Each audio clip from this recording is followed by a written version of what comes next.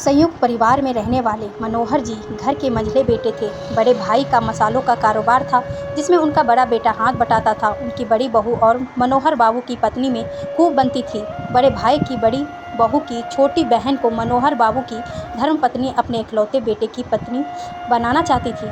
मनोहर बाबू की माँ घर की मुखिया थी, सो उनका आज भी सिक्का चलता था। एक दिन मंदिर जाकर उन्होंने एक सुंदर सुशील लड़की को देखा। मंदिर के बाहर चोरों से दादी का बटुआ बड़ी ही होशियारी से छुड़ाया था। उसने बस दादी तो फैन हो चुकी थी, उसकी घर लौटते ही उसे छोड़ने का बहाने से उसका घर परिवार भी निरीक्षण करके आई। अगले दिन अपने मंझले बेटे मनोहर बाबू बड़े बेटे बहुओं के साथ जाकर शादी का रिश्ता पक्का कर आई। मनोहर बाबू की पत्नी शिखा जी की एक नहीं चली अपने अनुभव का हवाला देकर अपने नाती को शादी के लिए मना लिया था उन्होंने। नई बहू का नाम किरण था। नाम के अनुरूप ससुराल में एक नई चेतना की किरण लेकर आई थी। वह पीढ़ियों से चली आ रही कुरीतियों को अपने तर्कों से दूर कर रही थी। परिवार में नारियों के सम्मान और महत्वाकांक्षाओं को पुनर्जीवित कर रही थी। किरण जैसी रूप में सुंदर थी, वैसे ही शालीन व्यवहार था। शिखा जी अपने इकलौते बेटे को अपने हाथों से निकलते हुए नहीं देख सकती थी। अपनी पसंद की बहू लाने से कम उनका दबदबा रहता, पर सास की पसंद की आई किरण उन्हें फूटी आंख न सुहाती। बहू को हमेशा खरी खोटी सुनाती रहती थी, साथ ही बेटे के कान भरने से भी नहीं चुकती थी। वह मनोहर बाबू का अपनी बहू को बेटी मानना उन्हें जहर लग रहा था। बड़े जेठ के बेटे की छोटी साली को अपने बेटे के लिए चुनकर रखना कुछ काम नहीं आया। उसकी भी अभी तक शादी हुई नहीं थी। एक दिन बड़े जेठ की बहू के मुंह से क्या निकला, काफ़ी सुंदर तो अभी तक कुंवारी बैठी है, किसी तरह अपने बेटे की ज़िंदगी से निकाल बाहर करो इस किरण को, झट से सुधा इस घर में आ जाएगी, फिर तुम्हारा बेटा तुम्हारे ही बस में रहेगा। शिखा जी की आंखों में यही एक सपना पलने लगा। अपने इकलौते बेटे से पागलों की तरह प्यार करने वाली माँ अब अपने ही बेटे की दुश्मन बन गई। प्रपंच का कोई भी तरीका नहीं छोड़ा बेटा बहू को अलग करने का। किरण बुद्धि में भी तीक्ष्ण थी, सो अपनी सास की हर चाल का प्रत्युत्तर देती। बेटी को बहू से अलग करने की आग में जेठ के बेटे बहू घी डाल ही रहे थे। एक दिन जेठ की बहू अपनी बहन सुधा को घर ले आई। किरण जो स्थानीय अखबार में नौकरी करती थी, काम के सिलसिले में अपने सहकर्मियों के साथ बाहर गई थी। उस रात मौका देखकर अपनी काकी सास को विश्वास में लेकर उनके ही बेटे को नींद की गोली धोखे से खिला दिया था। उसने अपनी बहन सुधा को उसके कमरे में छोड़कर बाहर से दरवाज़ा बंद कर चिल्लाने लगी, देखो देखो इस घर के चरित्रवान लड़कों की करतूत।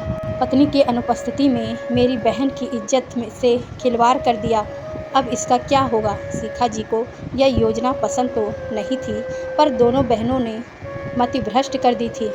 उनका बेटा आत्मग्लानि से रोते हुए कहा, माँ मेरा विश्वास करो, मैंने कुछ नहीं किया है। उनकी आवाज़ दबाते हुए दोनों बहनें चढ़ाई कर रही थी बेटे पर कि अपनी पत्नी से तलाक लेकर सुधा से शादी कर ले। सुधा ने पुलिस की धमकी देकर तलाक के पेपर में साइन भी करवा लिया।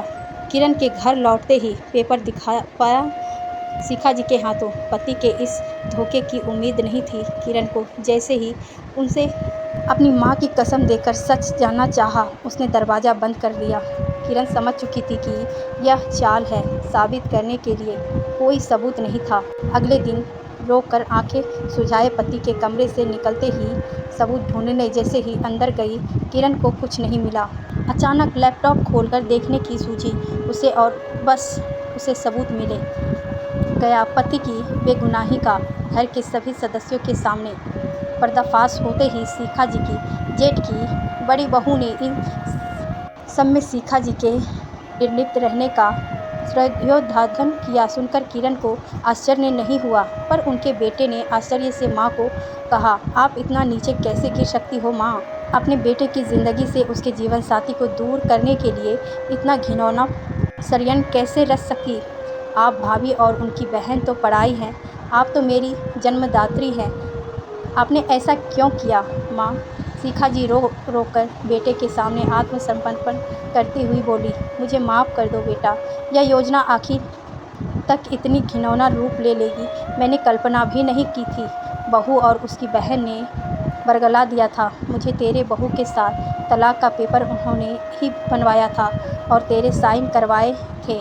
मनोहर बाबू जो सदा पत्नी की बात सुनते थे, कभी अशांति के डर से लड़ाई झगड़ा नहीं करते थे, दहाड़ कर बोले, शिखा आज से तुम मेरे लिए मृत समान हुई।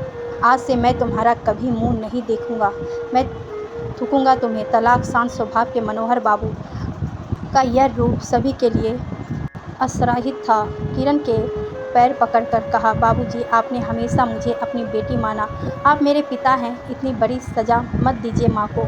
हमारा तलाक तो हुआ ही नहीं, फिर माँ को किस बात की सज़ा दे रहे हैं आप। मनोहर बाबू ने किरण को उठाकर गले लगाकर कहा, बेटा यह तलाक का शब्द ही पाप है।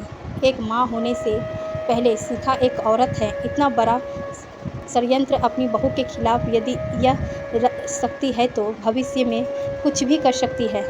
निस्वीकार से होकर मनोहर बाबू चुपचाप कमरे से निकल गए। अगले दिन शाम 3 बजे रजिस्ट्री लेकर आया डाकिया शिखा जी के हाथ लिफाफे को खोलते हुए काँप रहे थे। मनोहर जी ने अपना कहा सच किया था। शिखा जी के हाथ में 32 सालों की गृहस्थी का पुण्य प्राप्त तलाक का पेपर था।